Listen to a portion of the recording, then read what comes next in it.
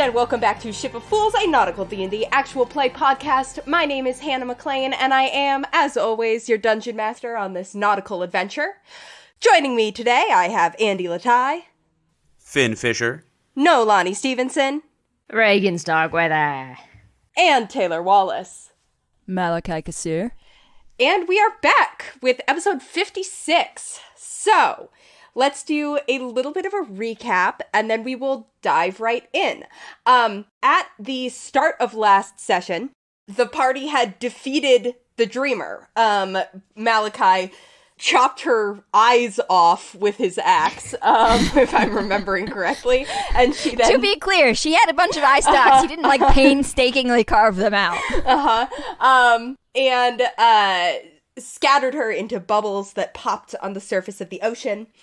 The party then went back to the lighthouse and were able to have a more comprehensive conversation with the Keeper, Malachi's god, who, talked some things through with them, and eventually the night ended with Malachi going upstairs to the top of the lighthouse, where he was able to dip his axe in the light that the Keeper, and by extension Malachi, was sworn to protect, which empowered his axe, granting it all sorts of cool new powers.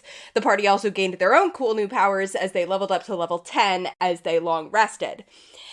After this, the party realized that in order to get to the Aberrant Sea before the High Priestess and the Adventurer, who are traveling there separately, you think, although it's a little unclear what exactly is going on in terms of their motives still, that in order to get there before them, and stop whatever they're doing, you needed a quicker way to get across the ocean than just sailing your ship there.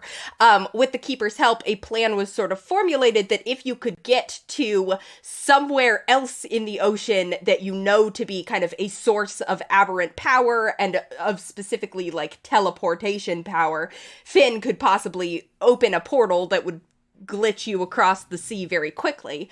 And fortunately, left behind by the Dreamer was this sort of shell of an island that had a well in it, which you recognized as connecting to the well that was on Stillsky, that was where Lizzie had kind of originally come from and begun spreading her influence across the island of Stillsky, what feels like years ago. So you climbed down the well. For us. You climbed down the well and found yourselves coming out of the water in another well, seeing your friend Sarah staring down at you, remarking on the existence of wanted criminals at the bottom of her well. And that's where we're picking up now. Wanted criminals? Where? Ah! Who? Me? Mm-hmm. Knock, knock, motherfucker. Sarah kind of reaches down and throws the rope down the well so that you guys can climb up it, which I assume you do, rather than you're all kind of cramped at the bottom of the well right now. We do the Emperor's New Groove thing where we all sort of shimmy up back to back. Unnecessarily. The rope is there. You don't need to. Regin takes it in his teeth. Nurgle sort of just flies up and perches at the top of the well, looking around. Oh yeah, flaunt the wings. Sarah sort of, as you guys climb up, she's standing there, hands on her hips, and she's like, "Hi, do you want to explain how you got in the bottom of the well, or is it too convoluted? And I shouldn't even worry about it." Could you go back a couple minutes and listen to the recap? Yeah, okay, sure.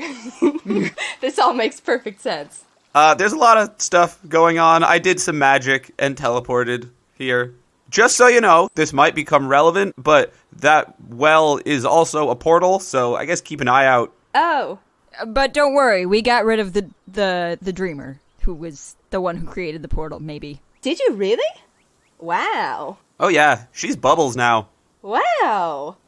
Sarah looks very kind of pleased by this and gives you sort of an appreciative nod.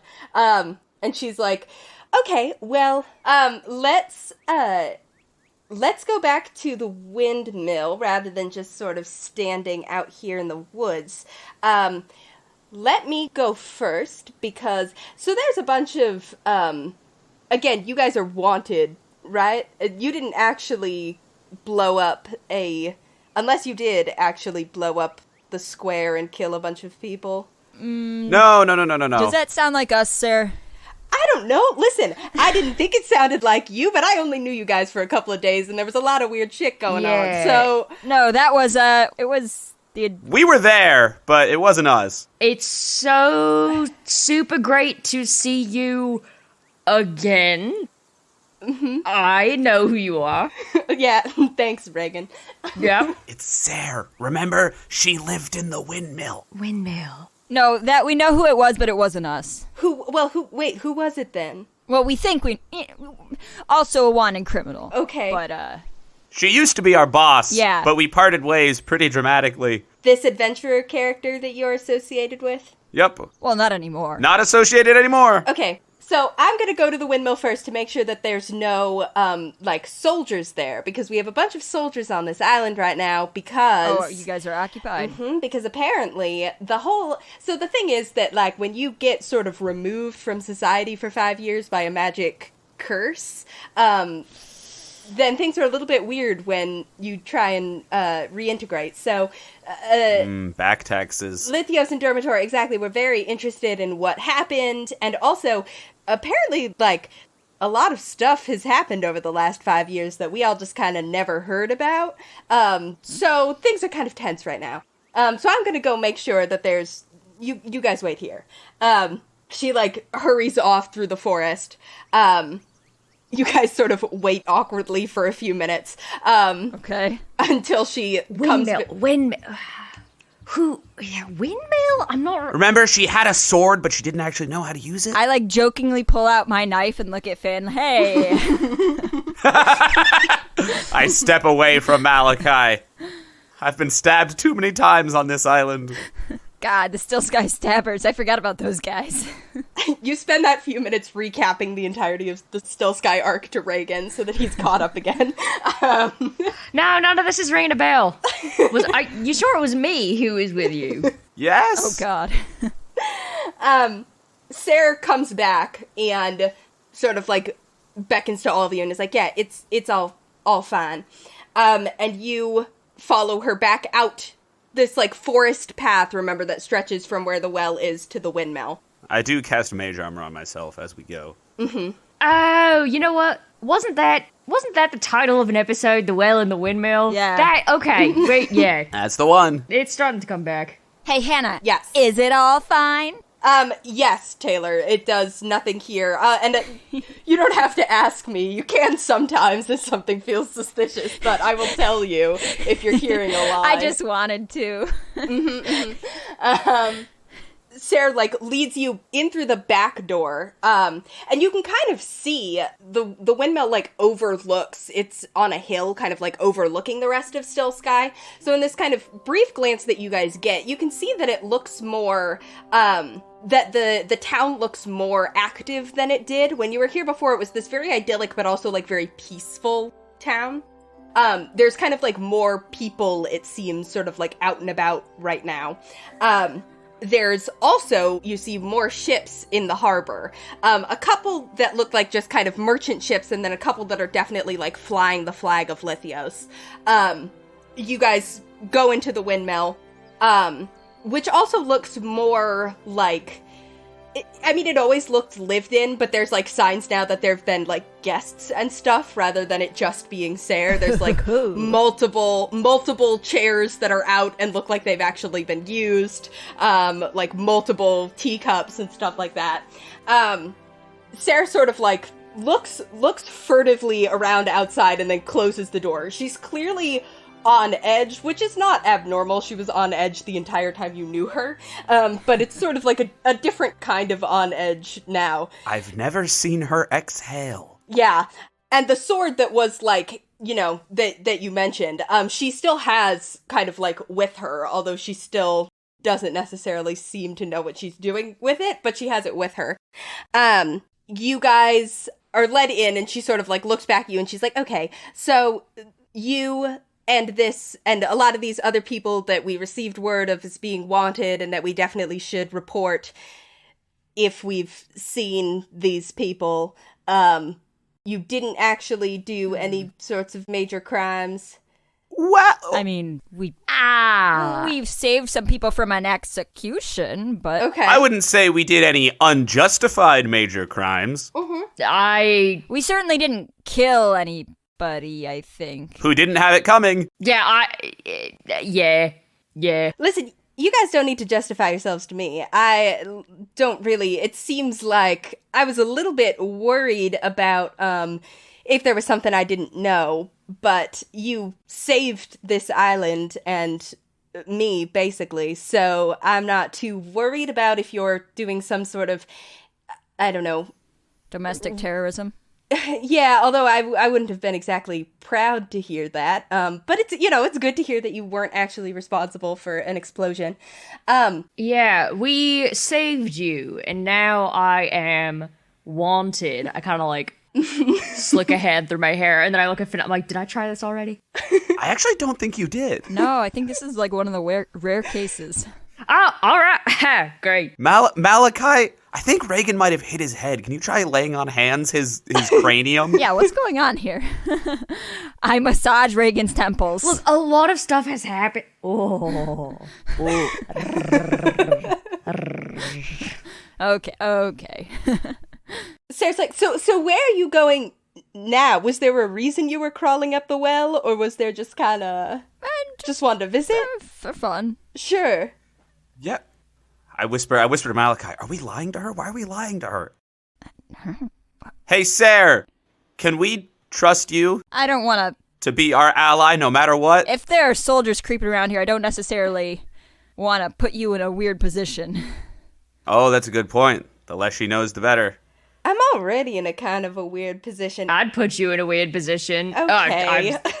I'm so sorry. I'm so sorry. Oh, by the way, Sarah, general question. We do have somewhere to be, but, like, does this island, like, need saving from something, or would it just be best if we got out of here? No, I think we're okay. I don't think we necessarily need saving from something. The long arm of the empire. The soldiers aren't really doing anything, just sort of, like, collecting taxes and also watching out. I think, honestly, I do think because when they first showed up and were like, all these guys are wanted, there were some people from town who were like, oh, we know those guys, so they might be expecting you to be here. It's sort of the thing where, like, before the kind of, like, quick, we should all keep our mouths shut glances got exchanged, some people were like, whoa, it's those guys. You know how it is. The cleaners, yeah. Yeah, so, they're probably keeping an eye out for you, but they haven't really done anything around here. There is something that I should mention to you, though. Although I don't know if it's necessarily relevant. You're married. She shakes her head, and she's sort of, like, looking at you guys like she's trying to size you up. And she's like, so you didn't actually cause an explosion, and you're not actually working with this revolutionary figure, but you're also not working with Lithios itself, right? Right. Like, if I, Yes, sir? She sighs, and you see her make a decision, and she goes and, like, moves aside a rug and, like, pulls up a floorboard, and pulls out a book. Looks like a journal. And she goes, okay, so I found something out a couple weeks ago that I was hoping to mention to you if you ever happen to come back through. Wow, what convenient timing. You remember that I told you that right before Lizzie showed up and started causing all kinds of problems, that part of the reason I didn't immediately notice that there was a malevolent presence interacting with my people was that my parents had just died, and I don't think we ever really had time to discuss the specifics of that, because I didn't see anything suspicious in it initially. They just got this very sudden, very severe illness that their cleric magic or my cleric magic couldn't cure, and then they died. But once the, hag curse was removed, I was able to think about that a little bit more, and also to talk to other people in the town who wouldn't talk about it with me before. And we all agreed something was a little up. I was talking to one of my father's friends, and we were just talking about the way that everything went down, and he said that now that he was thinking about it, there was something a little bit suspicious about the way that my parents died. That kind of illness came on so suddenly, and no one else in the town had gotten it, and I didn't get sick at all. And he said that my father had gone on a trip to Dermator only a few weeks before he got sick, and that after he returned, he'd seemed kind of worried about something or troubled about something, and that when he spoke to his friend, he seemed like something was troubling him. So I had this conversation, and then I came back up to the windmill, and, you know, it just so happened that I'd left the window open, which I don't usually do, but it meant that I came home at just the right time, that the sunlight was like streaming through the window, and I noticed that this floorboard looked a little loose. So I pried it up, and lo and behold, I find this. She holds up the journal, and she goes, "My father wrote this shortly before he died, and it's because he found something out." She like flips the journal open and starts pointing, and you see that this is like a detailed written account. And she's like, "My parents, they were both priests of Avandra. They were more powerful than me. They knew a lot about her. And my father had gone to Dermator to meet with the high priestess there. He was supposed to be having a meeting with her. Only while he was waiting for the meeting, there was some other like council or something taking place in her offices. And he heard a bunch of people talking in low voices. And then he heard some of them were kind of shouting, and the sorts of things that they were saying, talking about rituals and about research, had him on edge. And then there just so happened to be a disturbance outside in the cathedral, and it just so happened to be the sort of thing that required the high priestess's attention, and then the last person out of the office just so happened to leave the door a crack open. And, you know, when you're a priest of the goddess of luck, when a bunch of coincidences line up like that, you tend to take the opening. So my father went in, and what he found was all sorts of plans and these ancient books and rituals from, like, way back hundreds of years ago when all the gods were fighting. The sorts of rituals and stories about how to kill gods. And so my father figured out what the high priestess was up to, and that Avandra was one of the names of gods that the high priestess wanted to get rid of, which it sounds insane saying it to you right now, but this is what.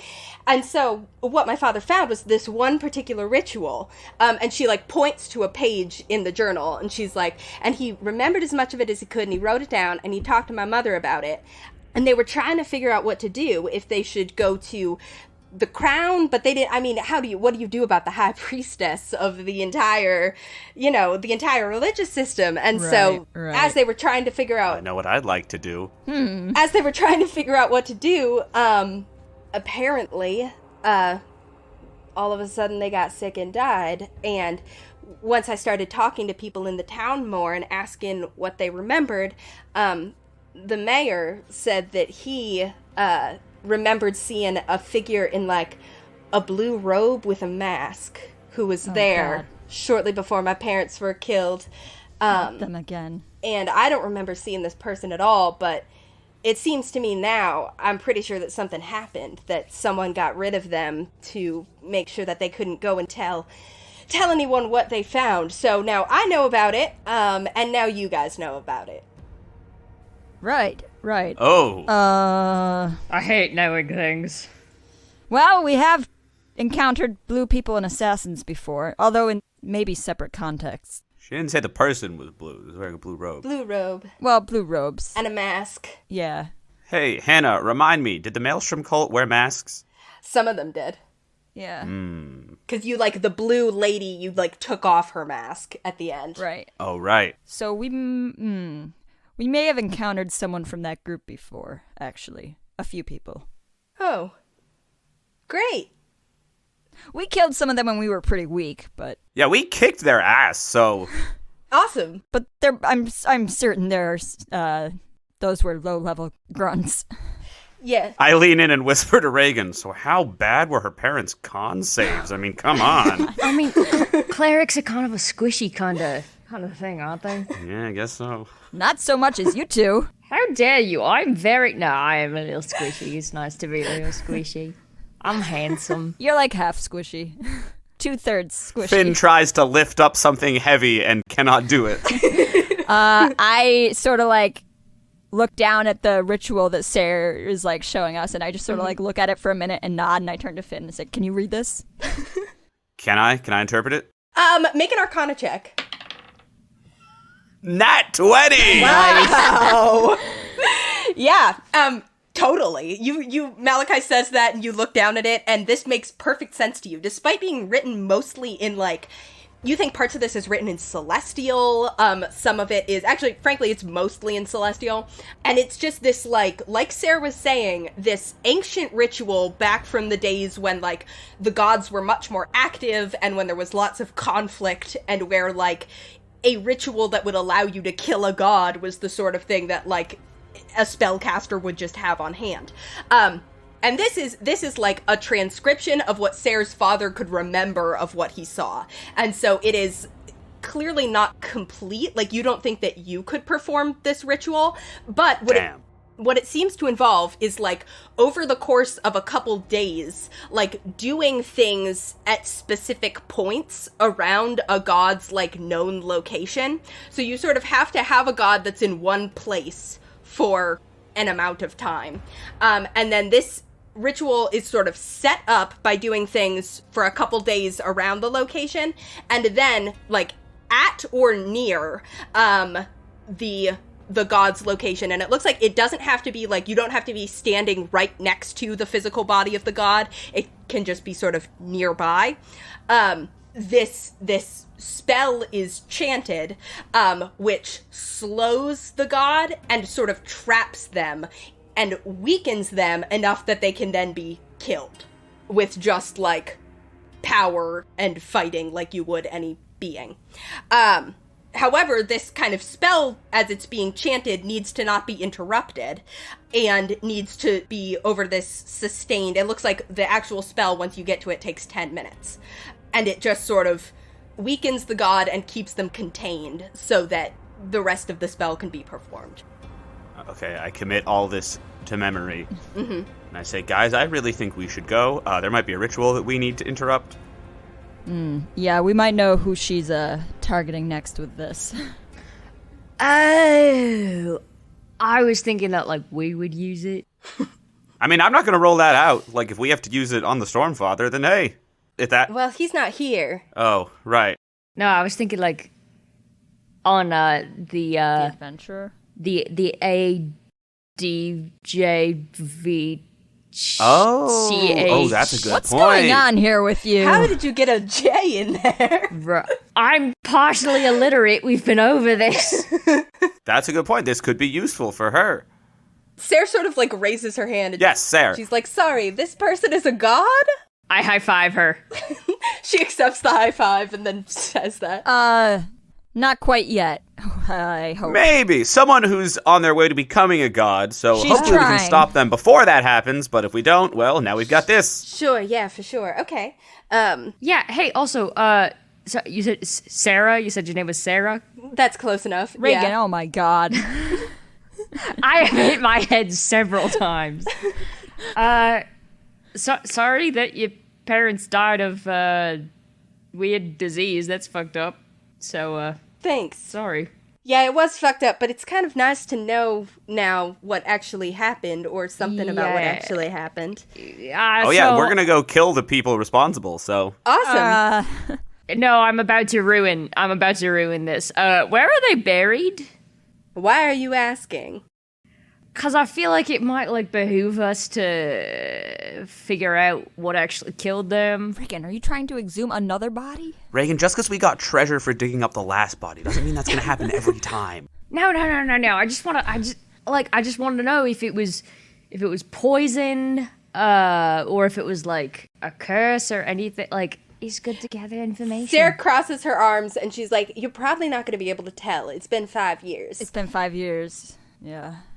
My guess is it must have been either a poison or a curse, and whatever it was strong enough that they couldn't cure it themselves. Which is So- a bad sign. Hey, what level cleric were they?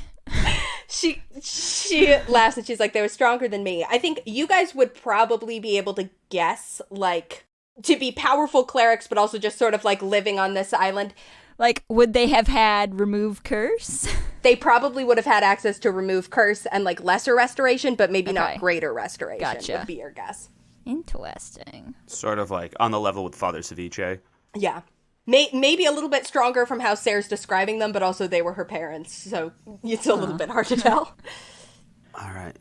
Well, it's been real. So, yeah, step one, we need to get you off this island without alerting soldiers. Are you just, I guess you could just... Are they being quartered here? Or are they just sort of like in the harbor? Or... Oh, there ought to be an amendment about that. Yeah, no, they're definitely, some of them are staying in the inn. I think some of them are staying in people's houses. Some of them are just staying on their boat. The nerve. Well, we have our own boat that we can... I don't need to get into it. Oh yeah, we have a boat now. But if we just sneak out the back of the island, then Oh, yeah. we don't have to go through town. Yeah, I think you could just sneak out the back of the island. If you go through the forest, like by where the treehouse was, Oh, God. Ooh, don't love that forest. I mean, that's the way to go. All right. But yeah, there's nothing built back there, and so then if you kind of go the opposite way, no one should see you. They don't have any sort of perimeter on this place? They're not watching it that, I mean, but like, there's still, like, be careful as you go. Maybe, like, I don't know if you can, like, swim out for a while and then make your ship go up, although that's kind of a long way to swim. Can we swim?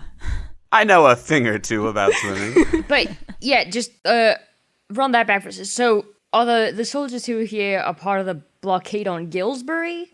Or are you also being independently blockaded? No, although we did hear what happened to Gillsbury. We're not being blockaded specifically, so, like, You're being investigated? from what I've heard about what happened with Gillsbury, which, by the way, sorry to hear about that, she says to Finn. It's sort of like, Yeah, so am I. it's fucked up. The people here aren't happy about it. I mean, Gillsbury is our, like, you know, neighboring town, our affectionate softball rivals. We're not really... Yeah. Hearing their whole harbor got blown up was not something that we expected. But the soldiers here was sort of like, first as like a, hey, we heard you were cursed. Tell us more about that. And they were like interviewing people and stuff. And then they just sort of didn't leave. That was a couple weeks ago that they showed up and were like, tell us about this curse. And now they're just sort of hanging out. Tell us about everything. Yeah, exactly. So I'm not entirely sure if they're like worried that we, I don't know, worried that we pose some sort of threat. Hey, do any of them have like a really douchey face? I don't know. A couple of them have really douchey faces. I think they're all kind of douchey. So true, sir. Anyway, they're just sort of hanging out, but they are definitely keeping an eye on the island as a whole. And like I said, I thought maybe waiting for you guys. Well, then I think it is expedient that we leave. Yeah, I think you should go. You know, in a sort of you seem in a hurry way, not in an I'm anxious to get rid of you way. Do you have any like towels or anything that I could put over this? I hold up my glowing axe. she sort of does a double take looking at it. And then Oh yeah, it glows now. yeah, congrats. And don't I lie to think. me. Don't lie to me, sir. Why would I lie to you? I don't know. She brings like an old trust blanket for you to kind of like wrap the blade of your glowing axe in. Oh, it's sleeping. It needs a nap. Like a bird. Oh god. Yeah, and you guys are able to sort of like sneak out the back of the windmill and through the forest. What then's the plan? Sail to Gillsbury, right? Yeah, well, not directly to Gillsbury, because we don't want to be seen. Well, sail to the blockade and get the lay of the land. Yes. Yeah, okay. I think give me stealth checks to get off of and away from Stillsky. I'm going to merge with stone. Nice. Dirty 20. Is Sarah with us? No, she's leaving you and is like, I'll let you know if we find out anything. As we're sneaking around, I whisper to the others, you know, I bet I could have got her to bet about the Matte Black. I bet she would have been a real mark. Well, hey, Finn, you didn't try. 16. Oh, and I roll with disadvantage still. Well, I rolled a 9 and then I rolled a 1, which comes to 0, which comes to 10. Wow. Okay, cool. Yeah, with Merge with Stone and with the fact that your companions rolled pretty high and that you guys are taking the sort of like back route through the forest, you're sort of, Malachi's sort of crashing through the forest, and the blanket, like, the light is still, like, leaking out kind of around the edges of the blanket. The blanket's slipping off, and Malachi keeps, like, stopping to, like, readjust, but every time he does, he, like, steps on a twig. Yeah. But you guys manage to make it off the island, and you sort of swim out a little ways before making Matt Black big and sort of... Did we say goodbye to Sarah? I'm assuming it was implied. Okay. And you sort of... Solstice. Jet quickly... Thanks for the info, Sarah. ...away from the... Malachi, stop shouting! Listen, Finn, I've just gone through a weird day. Cool. You managed to get away from Stillsky and set sail on Matt Black for Gillsbury. You see Gillsbury kind of in the distance, and you remember that last you heard from Father Ceviche, the ships had sort of like fired on the harbor and then left. You do see, as Gillsbury comes into view, that there is a ship kind of flying Lithios's colors in what remains of the harbor. But it doesn't look like a military ship. It looks almost like a merchant or transport ship. You do also see, as Matt Black kind of comes close, you're still a ways out. You have to look through a spyglass to actually see it. But just like Father Ceviche said, the harbor and the docks area is just wrecked. It looks like a tornado went through. There's all the little, huts and buildings that were right there. There's a bunch of kind of, half-destroyed boats, either still floating in the harbor or pulled up on the shore. And this is after, there's been some time cleaning it up. You can see that, probably the areas with the most debris have been cleaned up a bit, but it still definitively looks wrecked. There's one dock that sort of survived partly. Half of it is sagging down into the water. And this is what this merchant ship is parked next to. But for the most part, it is just a wreck. The houses and such further on look okay. And you can see, Finn, a couple of people around, although you're still too far out to make out any of them. Finn's fists are clenched, and he is breathing very loudly. I have a gentle hand on the back of his neck in case I need to grab him like a kitten. It's wet. Yeah. Is my house still standing? From what you can see with the spyglass, yes. But you can just you can just barely see it. You can't see any details about it. You said there were a couple people standing around? Yeah. Do I recognize the people through the spyglass? Yeah, you see, a couple of, people that you know from Gillsbury. Hang on. Hannah looking up fish.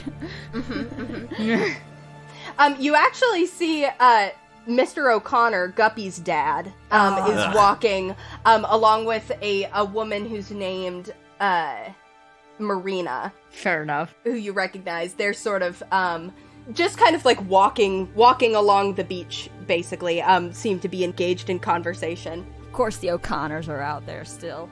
Yeah, and you see, a guy named Gil is sort of poking around one of the, huts. Is he Gillsbury? His last name is not Sbury. Right, it's Burry, and his middle initial is S. Yeah, exactly. There's one in every generation. It's part of the town charter. Gil Esbury is poking around. And it's not even the mayor. Right, he's just a guy. It's an honorific. Sometimes you get to cut ribbons or something. But he's in a lot of shit right now. How did you let this happen, Gil? Yeah, right. He's poking around one of the destroyed, fishing huts, looking like he's looking for something. Basically, in order to get any more detailed information, you'd have to get closer and thereby risk potentially Matt Black being spotted.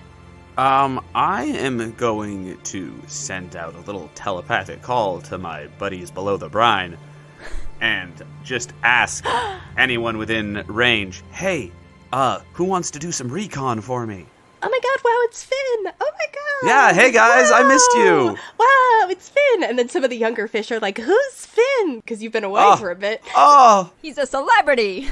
That breaks Finn's heart. The other fish are like, he's cool, he's really cool, he's the son of the sea! And everyone's like, whoa! Oh, right, recon, yeah, sure, we could do what, we're just down here in the ocean. What do you need?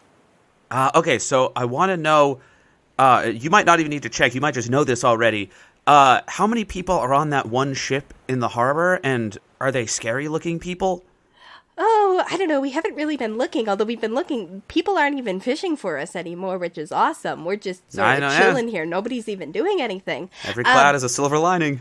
There's like some people on it. They're kind of scary looking, although not as scary looking as the other ships that were here the other day. Just kind of some, like, I don't know, some guys with big spears and stuff like that, just in case they need to do something with the spears, like, you know, attack fish probably. And then there's also bastards. Some other people who don't have spears, but I don't know if they're on the boat right now. I haven't been paying that much attention. And are there any other boats around, or is it actually just this one? No, it's just this one. The other boat's left. This boat had some, like, you know, big crates with stuff in it. Some that was like food and stuff. They dropped it in the harbor. Like, into the water? Well, by accident. They sort of, like, somebody tripped and was like, whoa, and the crate sort of, you know, dropped some food in the harbor. Oh, well, congratulations. It was awesome, yeah. That's why we remembered it. Nice. Remind me, how far away is the reef? Like, can we see it from here through the spyglass? You can't see it from here, I don't think. I remember it taking, like, a couple hours to get out there, so I think that it's a little bit further out. But you know where it is. Then I ask the fish, also, you know that reef in that place that I'm describing accurately? Oh, yeah. We totally know it. Is anyone over there? Like, people? No. Yeah. Okay. Anyone besides fish? No, well, and the big turtle. Right. Yeah! Love that guy. My man. Okay. Yeah. Great. Thank you. Thank you so much. Good to hear your voice again. It's good to hear your voice again. We've missed you. Oh, yeah. Give my best to the wife, Herb. Wow, I will. Everyone in Gillsbury is straight. The wow, I will was from, like, several fish at once. Yeah. As if they're not entirely sure who you were addressing. A lot of the fish around here are named Herb. I don't know why. Who named them? No, the fish are all polyamorous. The single wife. That doesn't mean they would have the same name. And named Herb. No, that's how polyamory works. You all have the same name. Yeah, that's how polycules work. You all have the same name. The wife is also named Herb. Very confusing. She just sounded confused when you said that. Okay, so it looks like there's no one, like, lurking to ambush us. It really is just this ship. No one lurking? But there are some soldiers on board. But I kind of feel like we can probably take them, right? I don't know, Finn. I feel like if we were to get rid of any soldiers on Gillsbury, that would get back to Dermator. Are we stopping at Gillsbury, or are we just going straight to your father? I guess it would be good to check. I haven't gotten a sending from Father C. It's up to you. I mean, it's up to you, Finn. I mean, this is either way. Out of character. Hannah, remind me, what do we know about the situation? We know that Gillsbury, was it the Keeper or Father C who gave us the last update? I believe it was Father C, and it wasn't that. It's been, like, a bit of time out of character, but in character, it's only been a couple days, so it's, like, a little bit long, but not quite alarming yet, especially because you know he's been sending to both you and Baleen. The last kind of thing that you know, and combined with, like, what you guys were able to figure out about, like, why Lithios would do things the way they did, basically they just, like, wrecked Gillsbury's economy and then left. So Gillsbury is seemingly not a threat to Dermator. You would guess that this one ship is probably here, based on what the fish were saying. Sounds like maybe, like, bringing supplies as a sort of, like, now that Gillsbury can't feed themselves, they're sort of dependent on the Empire. We'll take care of you because you're ours. Exactly. Potentially with the side benefit of watching to see if you guys show up. Especially with what Sarah was saying about Stillsky, it definitely seems possible that they'd be waiting to see if you showed up. Which means either that then at this point it's just sort of a gamble in terms of, like, do they underestimate us and so they just sent a few soldiers figuring it would be fine, or do they correctly estimate you, in which case they might have sent some guys who are stronger than the fish were able to tell. All right, I don't think we can afford to drop in. I think we need to go find Rosalia and my dad. If she's doing this ritual, then we can't afford any delay. I don't think that anyone here is in immediate danger. Right. And I worry that us going there might even place them in that, so.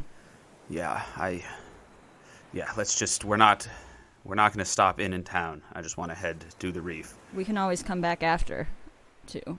However, I am going to pull Nurgle aside, and I'm going to prepare a little pouch.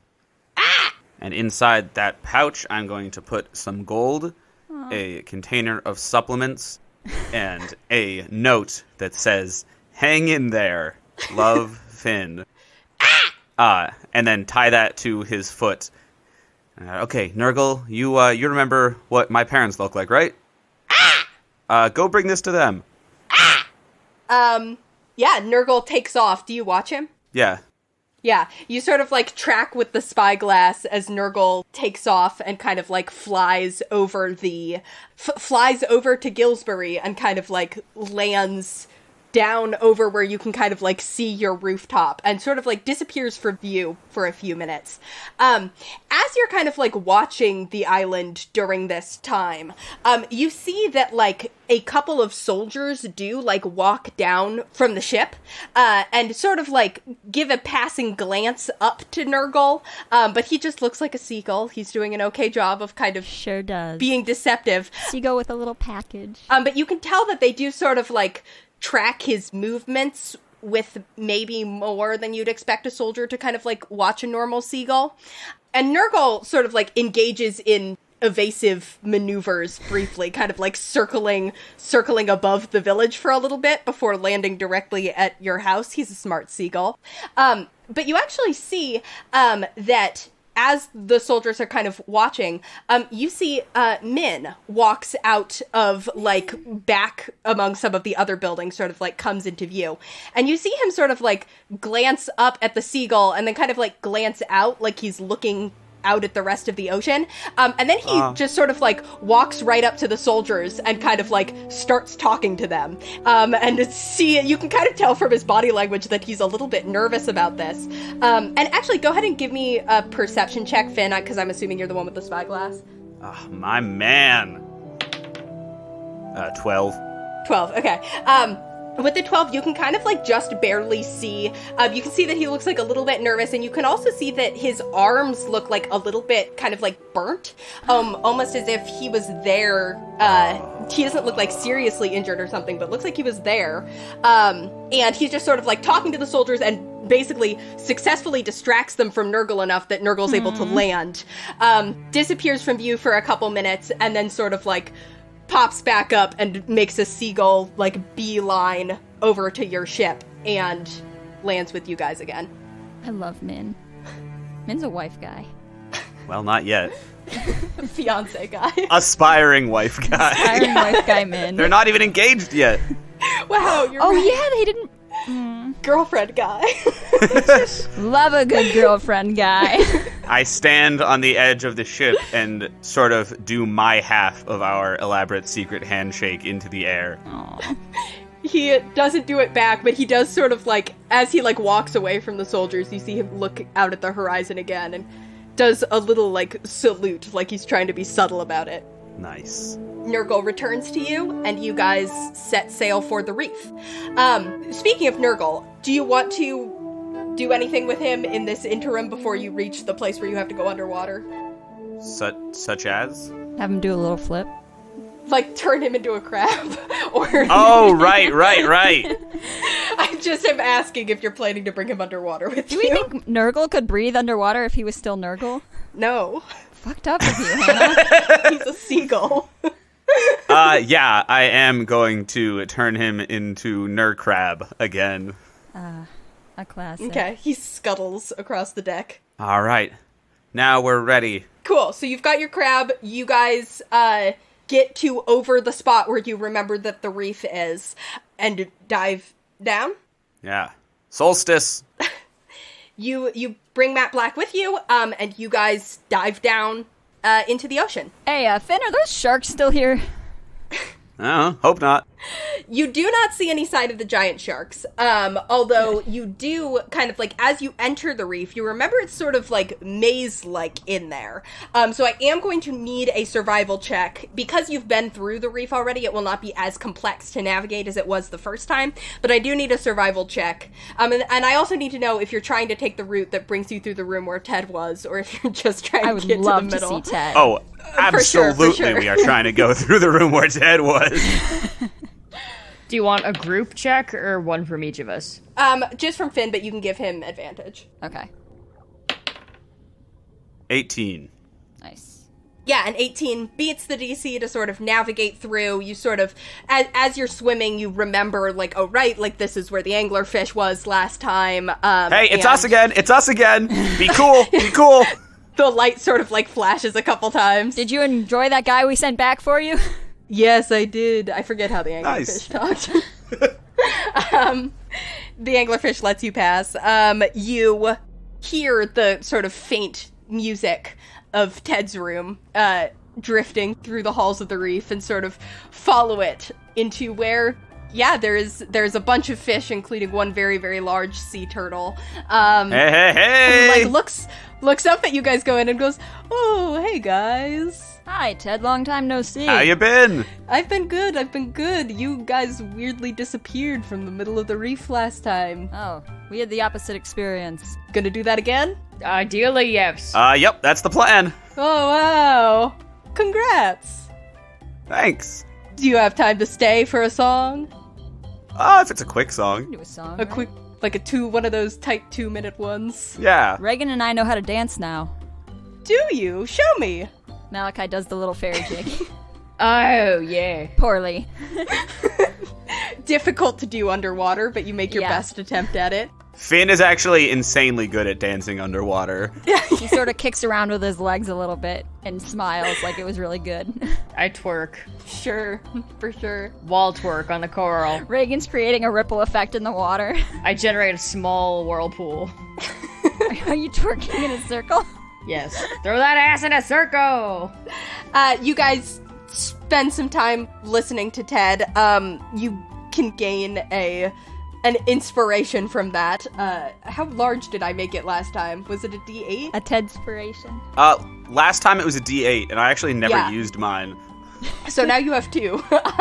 Oh, nice. They stack? Sure they stack, I guess. You're feeling Wow, Ted rules. doubly inspired from Ted now. Awesome. This guy owns. Ted's my favorite guy in this ocean. Feeling the inspiration of the song in your heart, Ted sort of, like, nods to you guys, and he's like, okay, well, good luck with whatever your important human tasks are. I don't know, I just hang out down here. Human. That's how it should be. You're all humans to me.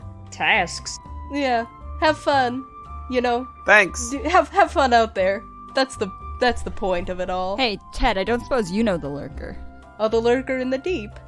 Yeah, everyone down here at least knows the name. I'm not friends with them or anything.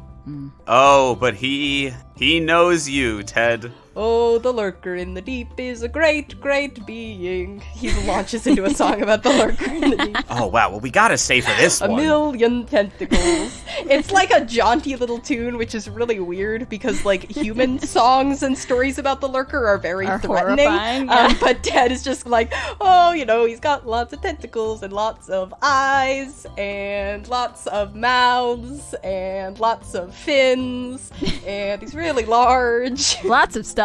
Yeah. And he just, you know. Finn wipes a tear away from his eye. But no one can tell because they're underwater. This does not provide additional inspiration, but you feel inspired. Finn especially, nonetheless. He does have lots of tentacles. Finn feels inspired. Malachi feels a little frightened. Cool. Eventually, you bid farewell to Ted Thanks again. and make your way to the, area where the portal was last time. And you make it... Hey, Yeah? what happened to Kathoth's body? Is it still here? It's just bones. It's probably been devoured by creatures. Yeah. Kathoth's body is not here, and you don't see bones either. I think you maybe sort of get the idea that probably it got sucked up and spit out somewhere else in the ocean too, where it presumably has been... So if we see Kathoth where we come out, we're in the right spot. where it presumably has been devoured by creatures at this point. Good for the creatures.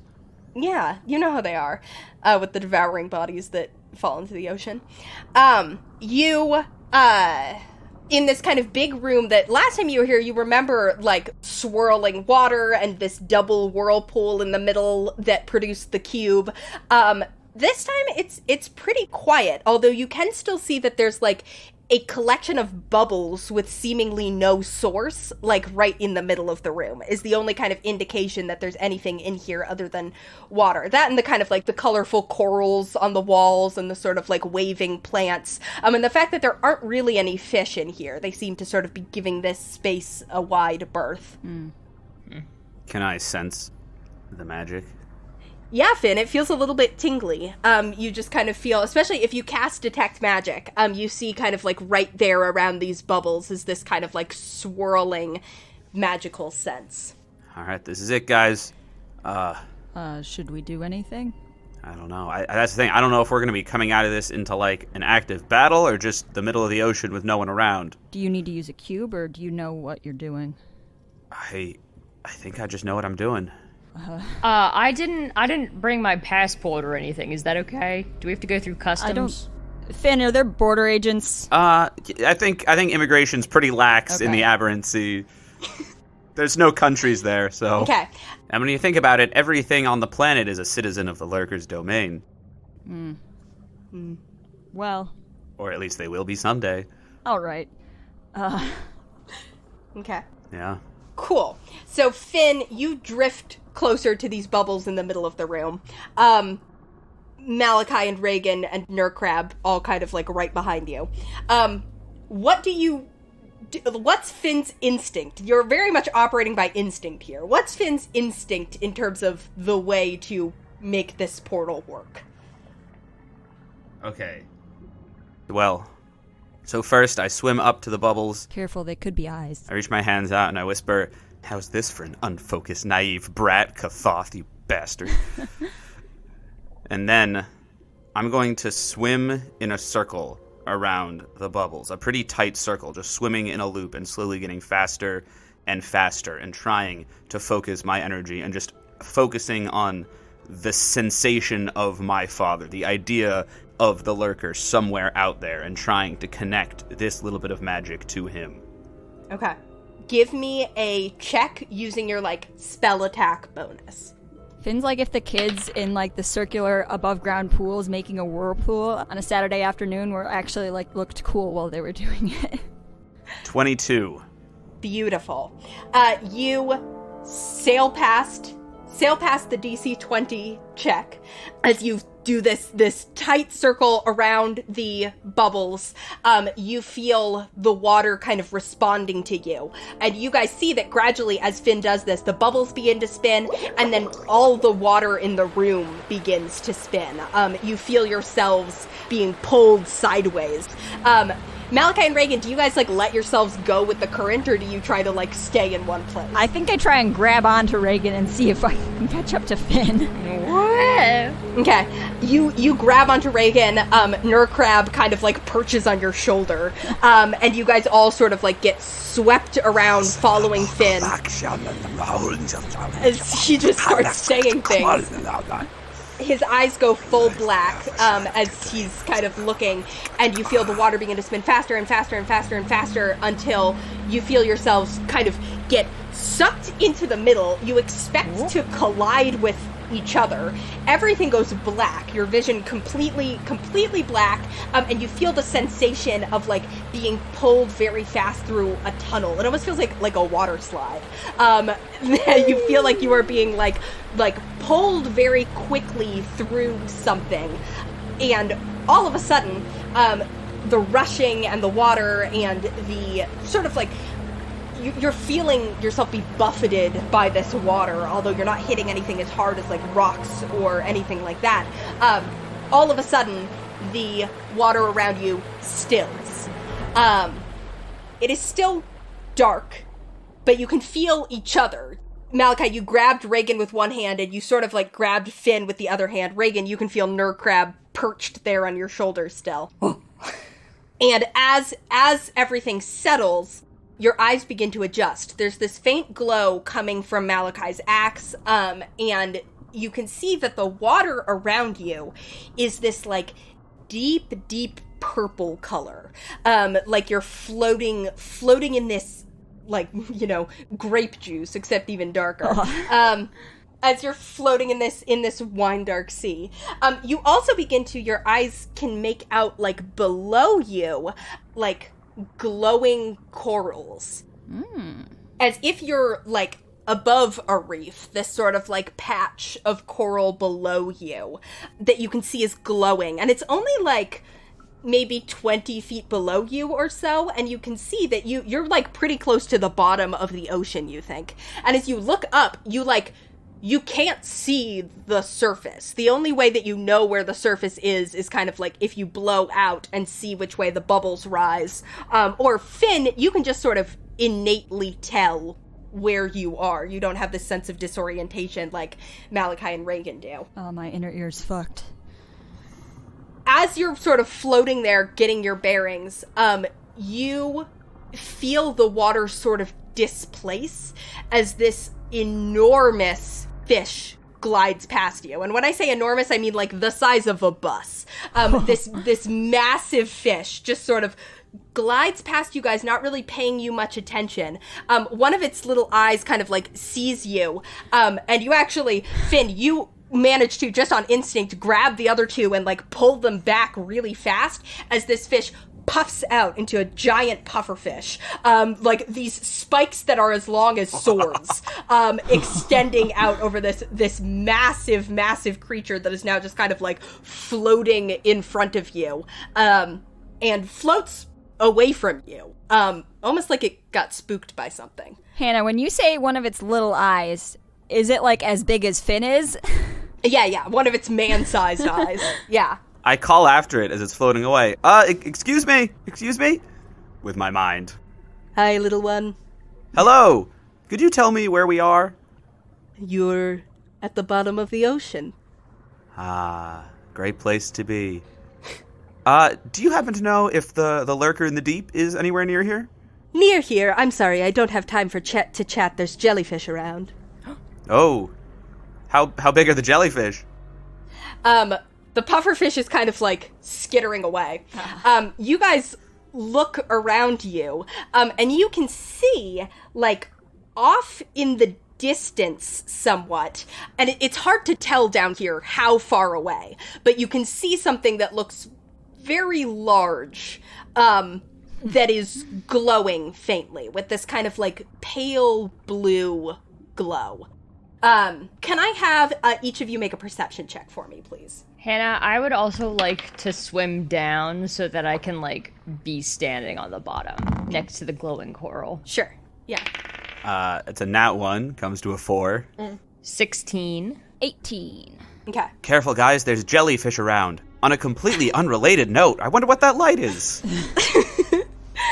Finn, as you're watching the big kind of distant light, Regin, you swim down and kind of like feel your feet touch the like sandy ground next to this bed of coral, which as you land next to it, you realize is really more like a coral formation. And as you land, Regin, you and Malachi kind of at the same moment, all of a sudden see this jellyfish just like drifts out of the coral over toward you, Regin. It is this large, a jellyfish that is about the size of you. So the kind of like hood of it is bigger than your head, and it has these long, trailing, draping tentacles that are still sort of like coming out of the coral reef as it drifts toward you. And as it gets toward you, you feel this like humming in your head that slowly starts to build more and more as it's getting closer to you. Malachi, you see this too as this thing is drifting toward Regin. I need everybody to roll initiative. I fucking love jellyfish! This one also loves you. Carnally? I want to hug it. 5. My initiative is a 2. Wow, congrats. 19. All right. There we go. What about Nurkrab? Nurkrab got 2. Wow. What's Nurkrab's dexterity? 11 plus 0. Okay. He also has blind sight. Wow. Okay. The jellyfish acts first. Of course. It just kind of like drifts toward Regin, and I'm gonna make a perception check for it to see if it knows that the other two of you are there. That is only a 12, so I'm going to say, actually no, with the way that this thing is, it definitely knows that you're there.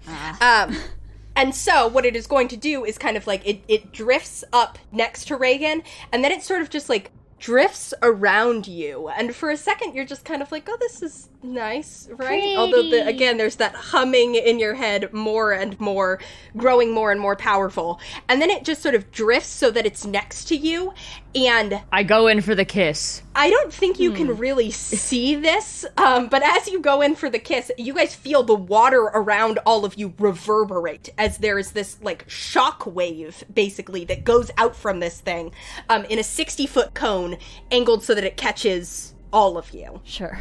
So, I need intelligence saving throws from each of you, and also from Nurkrab. Nurkrab, Finn, and Malachi get Malachi's aura. I got a 7. I got a 16, and Nurkrab got a 15. Yeah, I got an 8. Okay. Finn and Nurkrab both pass, and in this case, nothing happens on a pass. However, Regin and Malachi fail, so you guys both take... I high-five his little claw. You high-five his little claw. 19 psychic damage, and you are stunned. You feel this just, like, overwhelming blast through your mind, as you are stunned by the jellyfish, and are just left kind of, like, floating there, Regin, shortly above the ground, and Malachi up about 20 feet. Beautiful. Then... that is Regin's turn. You are stunned. You can't do anything. However, at the end of your turn, you can repeat the saving throw. So give me another intelligence saving throw. 13. Still fails. You are Does still... it gently caress me with one of its tentacles? Yes. It's starting to wrap its tentacles around you. Awesome. Just kind of like slowly reaching them out around you. I'm okay with this. Cool. That is Finn's turn. Shockingly. You'll remember that Regin was at 19 initiative and you were at 5 initiative, but here we are. Okay, so I am first going to telepathically reach out to this jellyfish and say, hey, stop it! Stop! What are you doing? You reach out to this jellyfish and you actually just get, like, weird static. Like, as if its thoughts are not comprehensible to you. It's not quite overwhelming to you, mostly because you're, like, capable of dealing with it, and sort of, like, touching an alien mind like this doesn't immediately shock you the way that it might some people, but it is not communicatable, or it has no desire to communicate. Oh, so that's what it feels like to be on the other end of that. Yeah. All right. Well, I look at Nurgle. Looks like it's up to us. He skitters. And I'm just gonna Eldritch Blast this jellyfish. Awesome, go for it. 19 and 10 to hit. The 19 hits, the 10 does not. 12 damage. Beautiful. You hit this jellyfish. It was already aware of your presence, but it's definitely kind of like looking up at you now, although it doesn't have eyes, so it's a little bit hard to tell exactly what it's doing. Okay, anything else? Bonus action, I'm going to summon my tentacle right next to Regin and smack that jellyfish. Beautiful. Nat 20! Wow! Nice. Wow, crit with the tentacle, first attack in the Aberrant Sea. Beautiful. That rules. That makes sense. Oh my god, somehow I just feel stronger here. 8 damage. Awesome. That will be Nurkrab's turn. And you actually see, Finn, that now that you guys are in this part of the sea, as you're, like, looking over at Nurkrab, he looks like almost a little bit bigger than he did back out in the Western Sea. His, like, claws also look sharper, and he's just, like, moving more quickly, like he's, like, stronger here, but not in a way that manifests as, like, literal strength. It just manifests in him being, like, more of a crab, is sort of what it looks like. What this means mechanically is that if you would like, as we've talked about, if you want to use him instead of to give one of you guys advantage to give an enemy disadvantage, Ooh. you can do so. Excellent. As he's just more adept in battle in the Aberrant Sea. Good for him. Well, I have to say, in this case, it probably is better to give advantage to help you guys break out of this. I look at Nurg. Actually, I don't know. Does the help action work on saving throws? Genuine question. I have no idea. You can lend your aid when you take the help action. The creature you aid gains advantage on the next ability check it makes to perform the task you are helping with. Alternatively, you can aid a friendly creature in attacking a creature within 5 feet of you. Yeah, I think it has to be attack. Wow, that's fucked. It's tragic. You guys do have your TED inspiration that you just yeah. gained, though. Don't forget that. Ooh, Nurkrab, you look even more... You look like you could hinder someone even more than usual. I love it. He does a little bit of scuttling. But for right now, I'm still gonna have you help. Next time I attack this guy, give me a boost. I can't respond to you when he's in crab form. He taps his, click, click, click, click, click. Excellent. Cool. On initiative count 2 also, you see a second jellyfish drifts out from behind the coral. And this one... We're busy! Thank you! This one is going to drift up to the two of you, up top, and it is going to go after the stunned Malachi, and it's just going to start kind of wrapping his tentacles around you. Hey. So, with advantage, because you are stunned, that is a 26 to hit. So, you take 11 psychic damage, and you are grappled as these tentacles wrap themselves around you. And you feel, as it grapples itself around you, the top of the jellyfish actually goes for your head and kind of like grapples itself onto the side of your head. And you can see, Malachi, even in your stunned state, all of these little like beaks and mouths kind of under this jellyfish that are now suctioning themselves onto the side of your head that your brain is. And you realize very Which quickly side in this is moment that Yeah, hang on. The side of his head that is Malachi's extremely left-brained. there's nothing over on the creative side. But you realize, Malachi, sort of instinctively, that you're in a very dangerous position being grappled by this thing. Okay, that is that jellyfish. Now it is Malachi's turn. You are stunned, but at the end of your turn, you can make a intelligence saving throw. Yeah, this is going to continue to go really well for me. Oh, I got a nat 20! Hey! Speaking it into existence. That's the power of the left brain. Nice. I hope that saves, yeah. Yeah. Nat 20 saves. All right. You manage to break out of the stun at the end of your turn. Upon realizing there are beaks going for my brain, Malachi very quickly becomes unstunned. Hey! Awesome. You are still grappled by this thing. that is back to the top. This is the other jellyfish's turn. It is going to wrap its tentacles around... Well, let me see first. Okay. It is going to wrap its tentacles around the stunned Regin, and it is going to try to do the same thing that this one just did to Malachi. It is going to try to grapple you, and also hit you with its tentacles. Joke's on you, I don't have a brain. Wow, I rolled the same thing, 26. So you take 9 psychic damage. As these tentacles wrap around you and the thrumming in your head grows louder. And you are grappled by this creature. And it is trying to eat your brains. Can I save against the grapple? You can't until you get unstunned, but it is now your turn. Great. Go ahead and make another saving throw. 3. 3. Okay. You remain stunned. I start tongue-kissing the jellyfish. For sure. That is Finn's turn. How damaged does that one jellyfish look after the hits it took from me? It looks like it is not bloodied yet, but those were, like, significant hits. These things don't look like they have that much HP. Not that much HP by your standards at this point. Alright, then I'm just gonna keep pressing. I'm Eldritch Blasting the one attacking Regin. Awesome. Malachi, you're fine, right? I'll figure it out. Thanks to Nurgle, that is a dirty 20 and a 14. Nice. Okay. The 14 actually does not hit, but the 20 does. 6 damage. Okay. And then Tentacle. Awesome. 15 to hit. Hits. Good job finding the armor class. Malachi, I figured it out! And that's 6 damage. Beautiful. And I broadcast, you are interfering with emissaries of the lurker in the deep. You will cease at once. You get back a garbled mess of thoughts. Yeah. Garbled mess of thoughts, more like my apartment on a Saturday night, am I right? Beautiful. That is Nurkrab's turn. Keep it up, buddy. He skitters. Cool. The jellyfish that is still grappling Malachi, it just tries to wrap you in more tentacles. You're already grappled.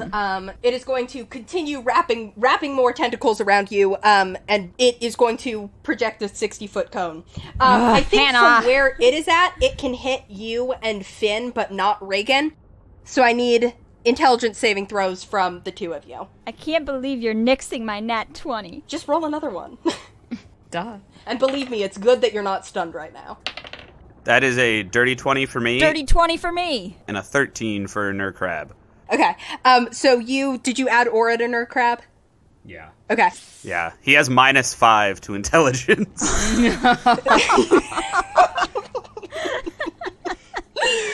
Cool. Unfortunately, I think Nurkrab is dissipated, because No! he takes more than 1 hit point worth of psychic damage. He never even got to hinder. So Nurkrab just kind of explodes. Oh, you've done it now. But both of you save, which is great for you, and are not stunned by this thing blasting into your minds. And you can almost feel its frustration, Malachi, as it's still kind of trying to suck onto the side of your head. Will you stop that? May Nurgle lead you in. Here you meet my crab. What is it with only killing Andy's familiar underwater? It's your turn, Malachi. Malachi sort of like grabs at the tentacles around his head and he's like, there's not much for you to take up there. And I'm going to reach back and grab my axe and hack at it. Awesome, go for it. 26. 27? 26. I haven't updated my sheet. I think... 26. Yeah, one of those. It hits. Okay, so... Well, I rolled a 1, so that comes to 6 damage. Okay. And I will hit it again. Awesome. And in doing so, trying to free myself, but... remind me, to get out of grapple, do I have to make a strength check or something? As an action, you have to make a strength check as an action. Well, I've already used up my action, so... Attack again it is! And that is going to be a 28. Awesome. Yeah, that hits. Alright. That is going to be 8 on the second hit. Okay. You are hacking away at these jellyfish, hacking at the tentacles. Yes. And since I do not want it to have its little suckers on my brain anymore, I do think I am going to Misty Step out of its grasp. Okay, cool. You Misty Step out of the grasp of the jellyfish. Where do you go? Do these guys look like they could take on more than one guy at a time, like sucker-wise? No, it looks like they can only, like, tentacle wrap up and sucker themselves onto one person Okay, at a time. then I'm gonna go over to Regin's dude. Okay. Fantastic. You do think it could probably hit you with its tentacles, but it looks like it couldn't, like, pull you close and sucker onto your head. Yeah. Okay, awesome. That's Malachi's turn. Hey, Regin, this jellyfish is still grappled onto you, and you are still stunned, so it is going to just attempt to poke its beak through and consume your brain. Amazing. Hey, is this an attack? This is an attack. Alright, I'm intercepting it. Okay. So you go ahead and intercept. Let me see if I hit first. I'm rolling with advantage, so I'm assuming, 24 to hit. Mm-hmm. Okay, 1 second. I rolled max on interception. I think I actually have to roll this digitally. I simply don't have enough Oh, Jesus. dice. Oh. Honestly, this is how I've always wanted to go. Okay. Awful. Regin, you take 42 psychic, or 42 piercing damage, which is then reduced by what Malachi does. Which is reduced by 14. So you take 28, Okay. right? No, because the tentacle that's right next to you reaches out and puts itself between the beak and your skull. So it's halved. Okay. So to 14? How have we done this before? Does it half before interception? I forget. Before we've just been whatever I said, and I say it halves before the interception. Okay. So then I subtract 14 from that, which means Regin only takes 7 damage. Great. Yeah. I'll at some point I'll look up that interaction and see how it's supposed to work, but for now that's fine. So these beaks kind of like start to bore into Regin's skull. You start to see the blood kind of like spreading out in the dark water. Malachi, you manage to like get your axe in there and kind of like force the thing up a little bit at the same time as the tentacle is kind of like snaking in next to you and just sort of like pushing the jellyfish back slightly, although it still has Regin wrapped up in its tentacles and is trying to, eat his brain. Right, as one does. Awesome. Regin, that's your turn. Go ahead and give me another intelligence save, this time with Aura. 15. Nurgle saved with a 15, right? Yeah, if you've got a 15, you are golden. You just barely, Regin, managed to kind of like, as this beak starts to bore into the side of your head, you just barely managed to snap out of it. Ugh. Cool. That is Finn's turn. Will I take an opportunity attack if I swim away from this one that was eating Malachi? No, it is not that close to you. All right, I am going to swim away from the one that's like right next to me a bit. For sure. And then Eldritch Blast the one kissing Regin. Okay, go for it. Whoa. That's a nat 20 and a 15. Wow. Both hit, and the nat 20 is a nat 20. Oh, yeah. So true, Hannah. It sure is. Sure is. That's 26 damage from both Eldritch Blasts. Wow. My god. Okay, this jellyfish looks very fucked up. You cut through a bunch of the tentacles and kind of like impact its sort of like fleshy body. Go ahead and make your tentacle attack. Let's see if one more tentacle will finish the job. 17 to hit. Hits. 2 damage. Okay, does not finish the job. But the jellyfish certainly does not look healthy. And it just kind of like scraps around there as it's trying to consume Regin's brain. Cool. That is Jellyfish 2's turn. Did you, Finn, intend to go, because you have a 40-foot swim speed, did you intend to go like out of this thing's reach, or did you just sort of like move away from it a bit? I want to get out of its reach. Okay, cool. So you get away far enough that you're out of its reach. It is going to therefore swim down and attack Malachi. Let me see if it gets its Mind Blast back. Nope, it does not. So it is just going to swim down and try and wrap its tentacles around you. Rolls a 2, so that is only a 9 to hit, which will not work. It's trying to wrap its tentacles around you, but it can't get any kind of actual purchase. Hang on, I'm busy right now. Yeah, you're holding it off with one hand. Malachi, that is your turn. All right.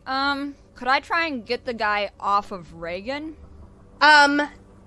You can, if you like, it would basically just be a grapple. Okay. Like, you would try and grapple it, and then you could drag it off of him. It does look very, very hurt. Oh, right. That's the one that's, like, shitty. Yeah. Okay. I guess I'll attack that one. Cool. Whoa, she's my girlfriend. I'll eliminate the imminent threat, I suppose. So I'll take my first swing on that guy. First swing is a 11. So 11 does not hit. I will try again. 16 to hit. That hits, right? That does hit. Thank God. Wow, that was a couple of shitty rolls. Yeah! I rolled a 12 on the D12. So that is 17 damage. Beautiful, that does it. You kind of take your axe, and with the first one, it just sort of like shifts its position, and you're having to kind of maneuver carefully so you don't hurt Regin as you're swinging with your axe at this thing that's still grappling him. But with your second hit, you manage to swing your glowing blade kind of like directly into the center of the jellyfish, and it just sort of like, collapses around. So Regin, you now have this like dead jellyfish just draped over you. Oh god, Samantha! No, that jellyfish wasn't right for you anyways, Regin. No, Regin, that one wasn't any good. That's your turn, Regin. And you're not even stunned. I'm not gonna do anything. I'm just gonna turn this jellyfish into a nice little coat. What? What? There's another one, like, right here, if you'd like to attack it.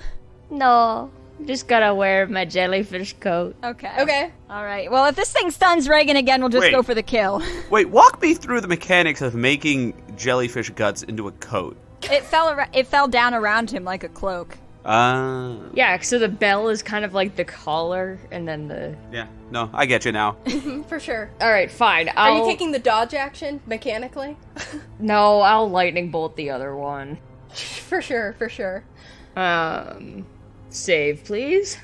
Yes. Thank goodness water doesn't conduct electricity, am I right, guys? Does a 14 save? It doesn't, right? Does not. Beautiful. Yeah, so go ahead and roll your damage. 30. Great, awesome. Yeah, you sort of move around with this kind of like other jellyfish just draped over you. You just sort of like move around Malachi and send this very like slender bolt through the water. Just kind of like slices through and does sort of like light up the water around it. But the magical lightning does not electrocute the whole ocean or anything like that. And you pierce the lightning directly into the body of this thing as it is trying to wrap its tentacles around Malachi. And it looks pretty hurt. Beautiful. Finn, that is your turn. All right, let's see if I can finish this off. I'm going to Eldritch Blast that jellyfish. 23 and 15. Both hit. Finally. 27 damage. Wow. Hey, that's exactly the number of hit points it had left. Not a single wasted hit point there. This is what you get for killing my crab! Yeah, you Eldritch Blast twice into this jellyfish, and it just sort of collapses and is floating there dead in the water next to you. Next to Malachi. As these jellyfish die, you guys feel the sort of like tension in your heads that you'd been feeling from these things lessens, but you also feel this sort of like reverberation through the ocean around you as the jellyfish die, and you can see that sort of like moving around you kind of like through the crevices in this coral bed, which you now can see like stretches out further, is sort of like more things moving. And you can also see that jellyfish kind of in the distance is like pulsing a little bit. It's blue and glowing, and there's this sort of like pulsing blue light that is sort of sending these reverberations throughout the water, little waves kind of like buffeting against you. And you get the sense that you are still in a pretty dangerous spot that you have come up in here at the bottom of the ocean, but the imminent threat is defeated. So I think that's where we can end our session. I'm gonna keep on wearing this coat of jelly. Mm-hmm. It suits you. For sure. It's gross. Sort of like a power play, like, look what I've got. Mm-hmm. Well, I was thinking more of, like, you know, in The Walking Dead, when they all, like, smear themselves with zombie guts and, like, use that. So it can't smell you? Yeah. Huh, interesting. Hey, also, Hannah, I forgot to do this. I wanted to do this while we were sailing, but can we say that I charged my Ring of Spell Storing back up with new spells? Oh, for sure. What are you putting in it? I'm going to keep the mirror image that's already in there, but I'm also going to cast Vampiric Touch. Beautiful.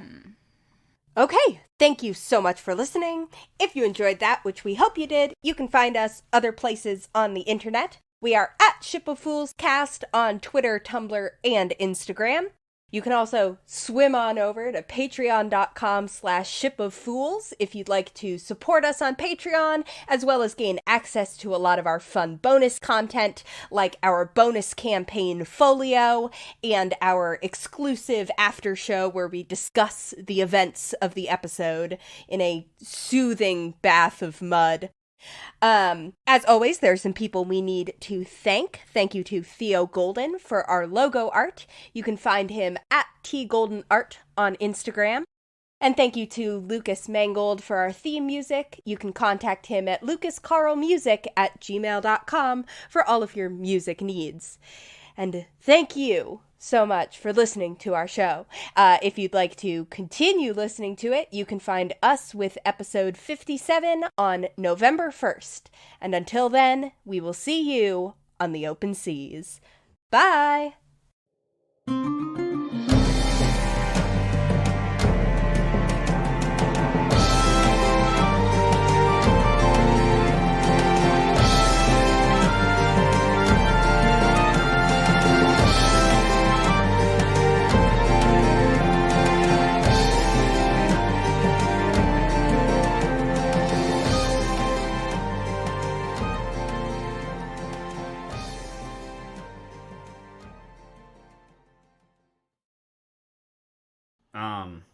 Here's a question. Long shot. But does anyone remember when Kathoth, showed his hand and attacked me? What were his exact words to describe me?